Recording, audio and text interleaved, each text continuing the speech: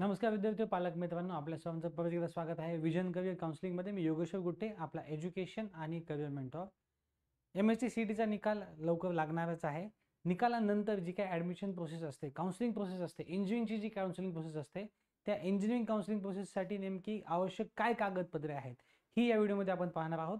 सर्वप्रथम सर्व पालकांना विनंती आहे की जे या चॅनलला पहिल्यांदा पाहतात त्यांनी या चॅनलला सबस्क्राईब करायचं आहे, जेणेकरून कुठलीही अपडेट मिस होणार नाही. आणि हा व्हिडिओ आणि हे चॅनल जास्तीत जास्त विद्यार्थी आणि पालकांपर्यंत पोहोचवायचे, जेणेकरून कोणाच्याही माहिती अभावी काही मिस्टेक होणार नाही आणि सर्व माहिती सर्व विद्यार्थी आणि पालकांपर्यंत पोहोचेल. जसं की टायटल सांगते, इंजिनिअरिंग काउन्सिलिंगसाठी आवश्यक कागदपत्र. काउन्सिलिंग आणि ॲडमिशन ही एक वेगळी प्रोसेस असते. काही कागदपत्र ॲडमिशनला एक्स्ट्रा लागत असतात. आता आपण पाहणार आहोत की काउन्सिलिंगसाठी नेमकी कुठली कागदपत्रे आपल्याला लागणार आहेत. ओके, त्यात आपण बघूयात. अगदी सोप्या पद्धतीने आपण जाणार आहोत. एकदम सिंपल आपण एक यादी बनवलेली आहे. सर्व स्टुडंट्स, ऑल स्टुडंट जे आहेत, म्हणजे प्रत्येक विद्यार्थ्यांकडे हे असणं गरजेचं आहे. काउन्सिलिंग तुम्हाला जर करायचे असेल तर प्रत्येक विद्यार्थ्यांकडे असणं गरजेचं आहे. आय थिंक हे विजिबल आहे, बऱ्यापैकी विजिबल आहे. मी हवं तर थोडंसं झूम करायचा प्रयत्न करतो. सॉरी.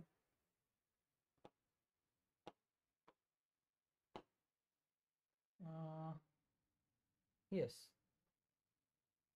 आपण बऱ्यापैकी झूम करायचा प्रयत्न, झूम झालेला आहे. ओके, त्यामध्ये आपण सगळ्यात पहिल्यांदा बघू शकता, सगळ्यात पहिलं जे काही डॉक्युमेंट्स आहेत, एक 10 डॉक्युमेंट सगळ्यांकडे असणं गरजेचं आहे. 10च्या 10 नाही, काही कंडिशनल आहेत, पण हे सगळे डॉक्युमेंट सगळ्यांनी तुम्ही काढून ठेवणं गरजेचं आहे, जेणेकरून तुम्हाला काउन्सिलिंगमध्ये काही अडचण येणार नाही आहे. सगळ्यात पहिला डॉक्युमेंट आहे MSc CETचा मार्क मेमो आणि ॲडमिट कार्ड. निकाल लागायचा आहे, मान्य आहे. हे दरवर्षीसाठीचे कॉमन डॉक्युमेंट्स आहेत. हे 25 असेल, 24 असेल किंवा 26 असेल, 27 असेल, हा व्हिडिओ कुठल्याही वर्षी तुम्ही बघू शकता आणि त्यानुसार तुम्ही डॉक्युमेंट प्रिपेअर करू शकता. सगळ्यात पहिल्यांदा MSc निकालानंतर जो मार्क मेमो आपल्याला येणार तो मार्क मेमो, ॲडमिट कार्ड आपल्याकडे आहे. ॲडमिट कार्ड मार्क मेमो तुमच्याकडे असणं गरजेचं आहे. सोबतच JEE मेनचा मार्क मेमो आणि ॲडमिट कार्ड.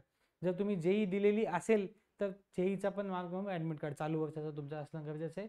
त्यानंतर तुमच्याकडे तुमचं आधार कार्ड असणं गरजेचं आहे. आधार कार्ड सगळ्यांकडे असतं. सोबत 10वीची मार्कशीट आणि 10वीची सनद. जर स्टेट बोर्ड असेल तर मार्कशीट आणि सनद वेगळी वेगळी असते. जर CBSE बोर्ड असेल तर मार्कशीट तुमची इनफ असते.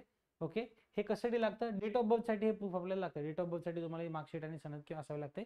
म्हणजे तुम्हाला 10वीच्या सनदवर किंवा तुमच्या CBSEच्या मार्कशीटवर किंवा तुमच्या ICच्या मार्कशीटवर तुमची डेट ऑफ बर्थ असणं गरजेचं आहे. त्यानंतर 12वीची मार्कशीट, आपली ग्रुपिंग झाली का नाही चेक करण्यासाठी 12वीची ओरिजिनल मार्कशीट आपल्याकडे असणं गरजेचं आहे. सोबतच लिव्हिंग सर्टिफिकेट आणि असेल तर बर्थ सर्टिफिकेट, म्हणजे LC, TC किंवा बर्थ सर्टिफिकेट हे तुम्ही काढून ठेवा. सगळंच एक्झॅक्टली लागेल असं नाही, पण एखादं डॉक्युमेंट नसेल तर बर्थ सर्टिफिकेट काम करतं, म्हणून बर्थ सर्टिफिकेट तुम्ही काढून घ्यायचं. सोबतच आता हा एक महत्त्वाचा डॉक्युमेंट आहे, nationality cum domicile. Certificate of age, nationality आणि डोमासाईल नावाचं एक सर्टिफिकेट असतं, ते आपल्याकडे सगळ्यांकडे असणं गरजेचं आहे. तर ते एज अँड नॅशनॅलिटी असेल, एज अँड डोमासाईल असेल तरी चालतं, किंवा एज, नॅशनॅलिटी आणि डोमासाईल एकत्र असलं तरी चालतं, पण ते असणं आपल्याला गरजेचं आहे.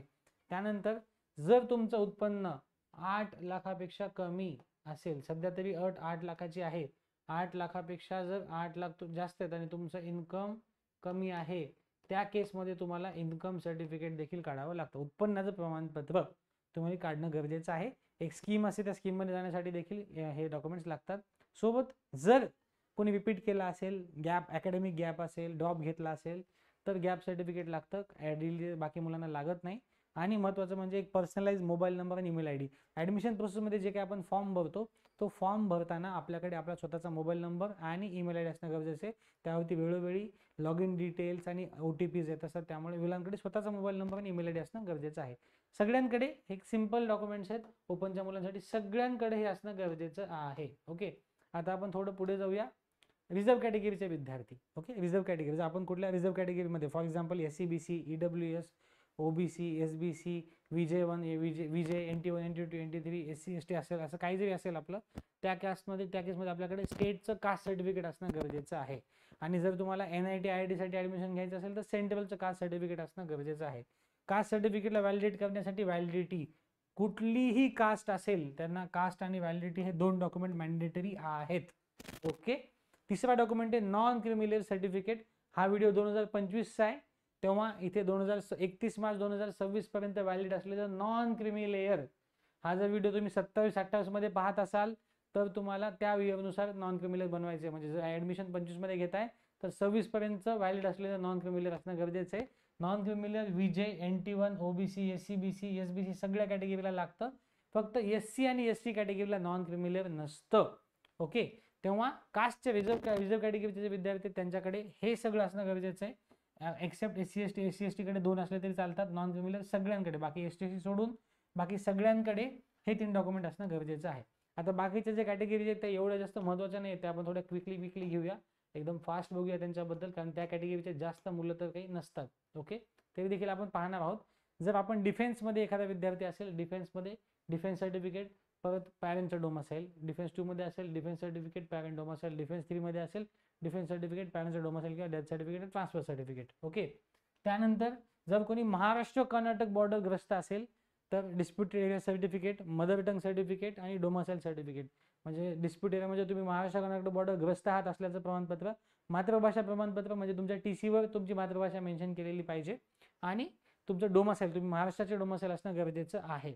त्यानंतर जर कोणी PWD असेल म्हणजे पर्सन विथ डिसेबिलिटी असेल तर PWD सर्टिफिकेट प्रोफार्मा F1 आणि F1च्या जे काही इन्फॉर्मेशन ब्राउझरमध्ये दिलेला असतो त्या फॉर्मॅटमध्ये आपला तो असतो. त्यानंतर EWS महत्त्वाची कॅटेगरी आहे महाराष्ट्रामध्ये, 10% रिझर्वेशन असतं. जर तुम्ही EWS मध्ये असाल तर स्टेटचं EWS तुम्ही EWS certificate issued by government of Maharashtra proforma V, proforma 5 ज्याला आपण म्हणतो रोमनमध्ये V ज्याला म्हणतो आपण, ह्या फॉर्मॅटमध्ये स्टेटचं EWS सर्टिफिकेट तुमच्याकडे असणं गरजेचं आहे. आता जर कोणी ऑर्फन असेल तर ऑर्फन असल्याचं प्रमाणपत्र प्रोफार्मा U मध्ये, जर कोणी जम्मू आणि काश्मीर मायग्रेंट असेल तर त्यानुसार, जर कोणी TFW स्कीम घेणार असेल तर तुम्हाला इन्कम सर्टिफिकेट. सर्व कॅटेगरीचे विद्यार्थी, कुठल्याही कॅटेगरीचे विद्यार्थी जर उत्पन्न 8 लाखाच्या खाली असेल, SC ST चे पण विद्यार्थी जर उत्पन्न 8 लाखाच्या खाली असेल तर TFW मध्ये जाऊ शकतात. त्यासाठी इन्कम सर्टिफिकेट फक्त आपल्याला अपलोड करावं लागतं, तर ते तुम्ही काढा. आणि मायनॉरिटी, आपल्यापैकी जर कोणी रिलिजियस किंवा लिंग्विस्टिक मायनॉरिटी आपली असेल, भाषिक किंवा धार्मिक आपली मायनॉरिटी असेल तर त्यानुसार तुम्ही त्याचे डॉक्युमेंट्स आणू शकतात. Declaration certificate of minority or living certificate mentioning the minority of religious and linguistic. तुमच्या TCवर तुमची मायनॉरिटी मेन्शन पाहिजे, किंवा एक डिक्लेरेशन आहे सेल्फ डिक्लेरेशन तुम्ही देऊ शकता जेणेकरून तुमची मायनॉरिटी होते. याला काही बॉन्ड वगैरे ॲफिडेविट करायचं नाही आहे, सिंपल डॉक्युमेंट्स आहेत.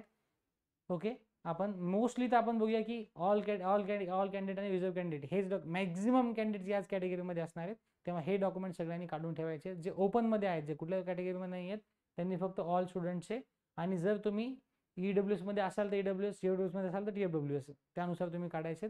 तर सर्व विद्यार्थ्यांनी पालकांना विनंती आहे की याच पद्धतीनुसार तुम्ही सगळे डॉक्युमेंट तयार ठेवा. काउन्सिलिंग जेव्हा चालू होते तेव्हा हे सगळे डॉक्युमेंट अपलोड करायला लागतात.